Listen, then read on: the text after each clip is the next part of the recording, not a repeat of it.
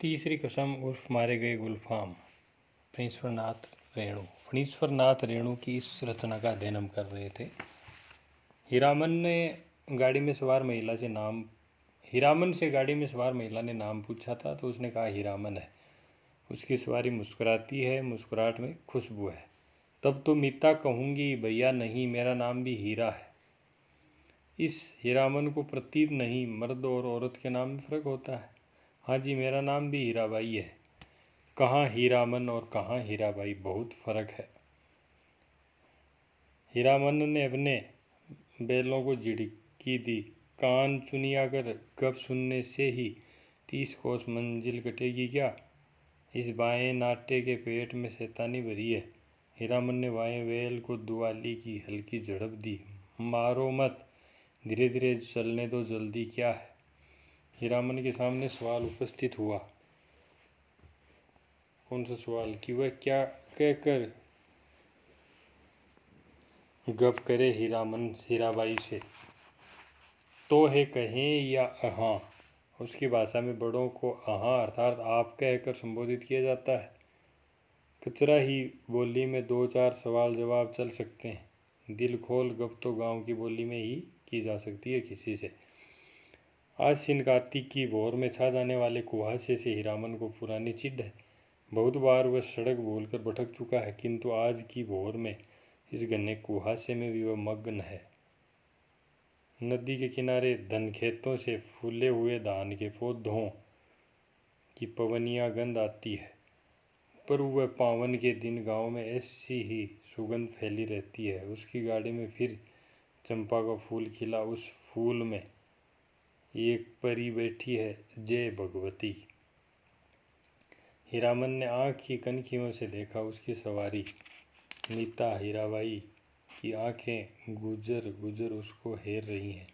हीरामन के मन में कोई अजानी रागनी बज उठी।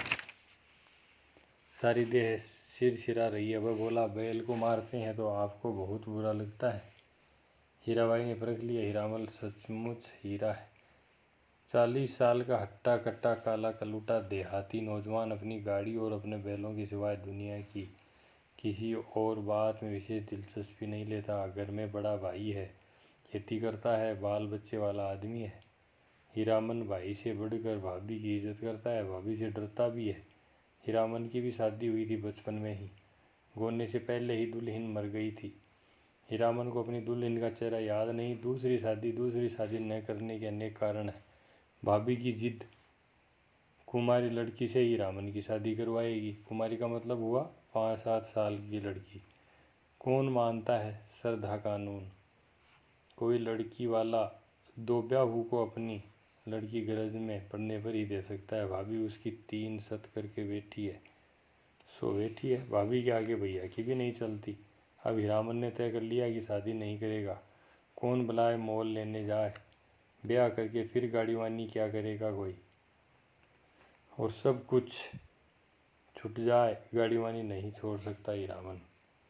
हीराबाई ने हीरामन जैसा निश्चल आदमी बहुत कम देखा है। पूछा, आपका घर कौन जिला में पड़ता है?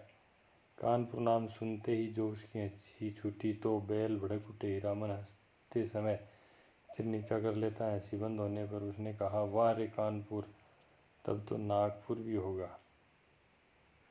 और जब हीराबाई ने कहा कि नागपुर भी है तो वह हंसते हंसते दूर हो गया। वाह रे दुनिया, क्या क्या नाम होता है। कानपुर, नागपुर। हीरामन ने हीराबाई के कान के फूल को गौर से देखा। नाक की नग छवि के नग देखकर सिर उठा लहू की बूंद। हीरामन ने हीराबाई का नाम नहीं सुना कभी। नौटंकी कंपनी की औरत को वह बाई जी नहीं समझता है। कंपनी में काम करने वाली औरतों को वह देख चुका है। सर्कस कंपनी की मालकिन अपने दोनों जवान बेटियों के साथ बाघ गाड़ी के पास आती थी। बाघ को चारा पानी देती थी, प्यार भी करती थी खूब। हीरामन के बैलों को भी डबल रोटी बिस्कुट खिलाया था बड़ी बेटी ने। हीरामन होशियार है। कुआसा छटते ही अपनी चादर से टपर में पर्दा कर लिया। बस 2 घंटा, उसके बाद रास्ता चलना मुश्किल है। काती की सुबह की धूप आप बर्दाश्त न कर सकिएगा। कजरी नदी के किनारे तेगछिया के पास गाड़ी लगा देंगे, दोपहरिया काट कर। सामने से आती हुई गाड़ी को दूर से ही देखकर वो सतर्क हो गया, लाख और बैलों पर ध्यान लगाकर बैठ गया। राह काटते हुए गाड़ीवान ने पूछा, मेला टूट रहा है क्या भाई?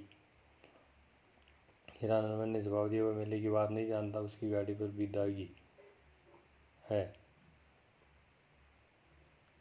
न जाने किस गांव का नाम बता दिया हीरामन ने। छत्तापुर पचीरा कहाँ है?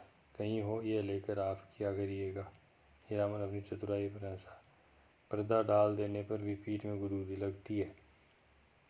हीरामन पर्दे के छेद से देखता है। हीराबाई एक दिया सलाई की डिब्बी के बराबर आईने में अपने दांत देख रही है। मदनपुर मेले में एक बार बैलों को नन्ही चित्ती कोड़िया की माला खरीदी दी थी हीरामन ने, छोटी छोटी नन्ही नन्ही कोड़ियों की पात। तेगछिया के तीनों पेड़ दूर से ही दिखलाई पड़ते हैं। हीरामन ने पर्दे को जरा सरकाते हुए कहा, देखिए यही है तेगछिया। 2 पेड़ जट्टामासी बड़ हैं और एक उस फूल का क्या नाम है, आपको कुर्ते पर जैसा फूल छपा हुआ है वैसा ही, खूब महकता है, 2 कोस दूर तक गंध जाती है। उस फूल को खमीरा तंबाकू में डालकर पीते भी हैं लोग। और उस अमराई की आड़ में कई मकान दिखाई पड़ते हैं, वहाँ कोई गांव है या मंदिर? हीरामन ने बीड़ी सुलगाने के पहले पूछा, बीड़ी पिए, आपको गंध तो नहीं लगेगी?